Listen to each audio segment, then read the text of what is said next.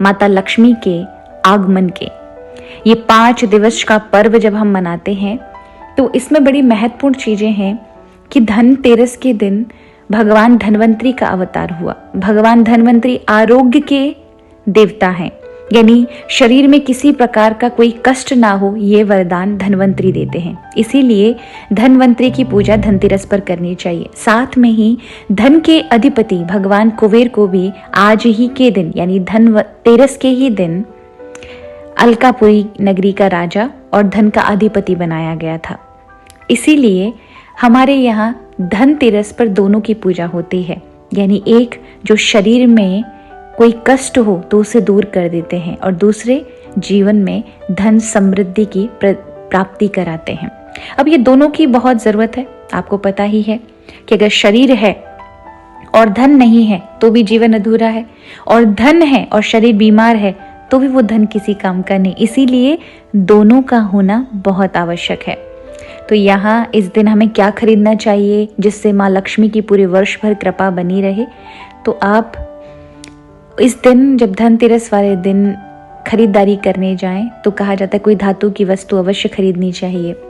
कोई भी अगर आप पे सामर्थ्य है तो चांदी सोने की चीज़ें खरीदें, नहीं है तो कोई भी पात्र स्टील का कोई छोटा सा बर्तन ही खरीद कर लेकर आए, लेकिन आज के दिन खरीदें।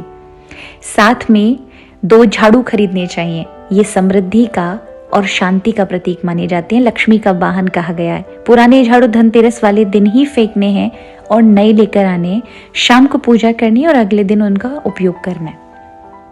यहाँ आप एक नमक की थैली तो एक चीनी की थैली दोनों साथ में लाएंगे। आप साबुत धनिया, जो साबुत हरा धनिया होता है, बीज जिससे हम बोते हैं, वो लेकर 1 मुट्ठी पीले कपड़े में रखने हैं। जब हम सांझ के समय धन्वंतरी भगवान और कुबेर भगवान की पूजा करेंगे तब वहीं पर हमको ये साबुत हरा धनिया रखना है।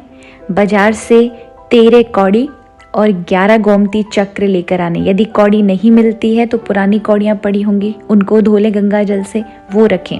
अगर वो भी नहीं मिलती है तो हमारी जो भारत के अंदर सबसे छोटा सिक्का है 1 रुपये का सिक्का, वो 1 रुपये के 13 सिक्के उस पोटली के सामने रखें, यानी जो आपने धनिया की पोटली बनाई है वहाँ पर। हो सके तो सप्त धान्य भी रखें।